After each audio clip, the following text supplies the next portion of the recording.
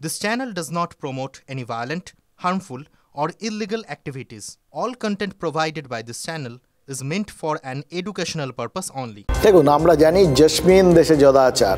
এই বাদল অধিবেশনের সময় পাখি পড়া করে বাংলার সাংসদদের এই কথাটা শিখিয়ে দিয়েছিলেন প্রধানমন্ত্রী নরেন্দ্র মোদীও। বারবার বলেছিলেন যে যেখানে যেটা চলবে, মানে সোজা বাংলায় খাবে, সেখানে সেটা খাওয়াও। বাংলায় রাম মন্দির উদ্বোধন নিয়ে বাড়াবাড়ি রকমের প্রচার করার কোনো দরকার নেই। এখানে তৃণমূলের দুর্নীতিতে জোর দিতে হবে।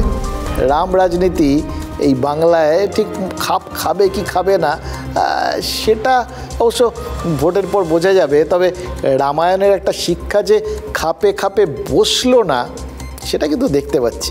দেখুন, দস্যু রত্নাকরের বাল্মীকি হয়ে ওঠার সেই গল্পটা মনে আছে, যেখানে কোথাও গিয়ে নারদ তাকে বলেছিলেন যে তোমার পাপের ভাগ কে নেবে, তোমার পরিবার, তাদের জন্য তুমি এত পাপ করছো, কিন্তু তারা কি তোমার পাপের ভাগ নেবে?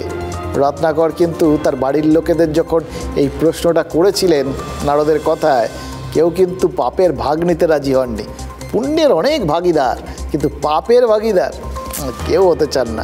এটাই রামায়ণের শিক্ষা। কিন্তু এখানে আমাদের এখানে তো অন্যরকম। এই বাগদায় মামা ভাগিনা গ্রামে গিয়ে দেখা গেল পাপের ভাগ নিতে চান বা না চান, বাপকেও ছাড়ে না।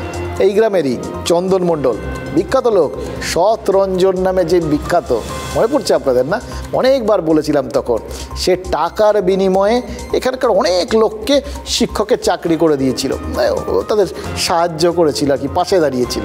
এবার স্কুলে এতজন চাকরি পেয়েছিলেন যে গ্রামে মাস্টার পাড়া বলে একটা আস্ত মহল্লাই তৈরি হয়ে গিয়েছিল।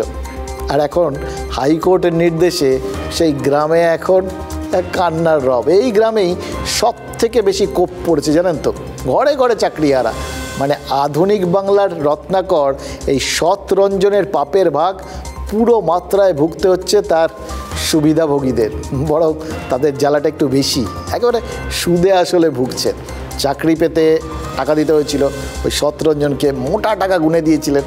এবার হাইকোর্ট এখন বলেছে এত বছরের বেতন, তার উপরে 12% সুদ, সব মিলিয়ে ফেরত দিতে হবে। মানে মরার ওপর খাড়ার ঘা যাকে বলে আর কি। এর থেকে একটা জিনিস বুঝতে পারছি, জানেন তো, মানে ত্রেতা যুগের সব ভালো আর কলিযুগের সব খারাপ সে ঠিক সেরকমও নয়। সে যুগে পাপের সুবিধাভোগীদের শাস্তি হয়নি, কিন্তু এই যুগে পাপীর পাশাপাশি সুবিধাভোগীরাও কিন্তু ভুগছেন। ফরাক্কার একটি স্কুলে 60 জন শিক্ষক ছিলেন, তার মধ্যে 36 জনের চাকরি বাতিল হয়েছে। মাথায় হাত পড়েছে প্রধান শিক্ষকের। স্কুল চলবে কি করে? বাগদার একটি গ্রামে ঘরে ঘরে শিক্ষক, প্রায় সকলেই চাকরি হারা। কি বলবেন? ঠক বাঁচতে গাঁউঝাড়।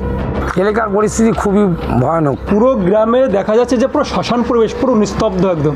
এর দায়ভারটা কার? দুর্নীতি বলছেন তৃণমূল নেতাই।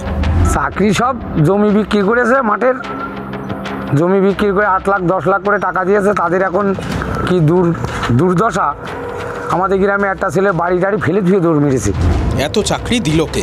আমাদের গ্রাম এখন মাস্টার গ্রাম, মা ভাগিনে বাদ হয়ে গিয়েছে, এখন মাস্টার গ্রাম। তো অনেক ছেলে চাকরি পেয়েছে বিগত দিনে চন্দনের হাত ধরে। চন্দন মণ্ডল আর কার্তিক ব্যানার্জি জানে, এরা জানে কিভাবে চাকরিটা হয়েছে। সৎ রঞ্জন দুর্নীতির মহাভারতে এই নামটার জনক প্রাক্তন সিবিআই কর্তা, রাজ্যের প্রাক্তন মন্ত্রী উপেন বিশ্বাস। বাগদার বিধায়ক ছিলেন। সেই সূত্রেই সৎ রঞ্জনের কার্যকলাপ নিয়ে প্রশ্ন তুলেছিলেন। রঞ্জন সৎ, বিষয়টি সত্যিকারই রোমাঞ্চকর, আরব্য রজনীর থেকেও রোমাঞ্চকর। স্কুল মাস্টারি পরীক্ষা দেওয়ার জন্য অ্যাডভান্স টাকা নিয়ে বলে, খবরদার পরীক্ষার খাতায় কিচ্ছু লিখবে না, কেবলমাত্র রোল নাম্বার আর নাম লিখে আসবে, লিখলে কিন্তু চাকরি হবে না। গত বছর ফেব্রুয়ারি মাসে সৎরঞ্জন ওরফে চন্দন মণ্ডলকে গ্রেপ্তার করে সিবিআই। সৎরঞ্জন টাকা খেয়ে চাকরি দিয়েছেন এমন অভিযোগ করার লোকের শেষ নেই। আমার বাড়ির থেকে নিয়েছে 44 লক্ষ টাকা। চন্দন মণ্ডল ওই চাকরি দেবে বলে। কজনের জন্য? 5 জনের জন্য। জমি বেচে চাকরি কিনতে গিয়ে বিপাকে প্রায় গোটা গ্রাম জুড়ে শুধুই দীর্ঘ নিঃশ্বাস। বাগদা পঞ্চায়েতের প্রাক্তন তৃণমূল সদস্যও হতাশ। আমি টিএমসি করি, আমি মমতা ব্যানার্জির দল করি, অথচ যেটা ন্যায্য কথা সেটা আমি বলবো।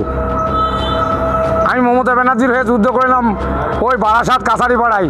তখনকার মমতা ব্যানার্জি আর এখনকার মমতা ব্যানার্জি অনেক ফারাক। বাগদা পঞ্চায়েত সমিতির সভাপতির মেয়ের চাকরিও বাতিল হয়েছে। তৃণমূলের সেই নেত্রী অবশ্য দলকে ডিফেন্ড করতেই ব্যস্ত।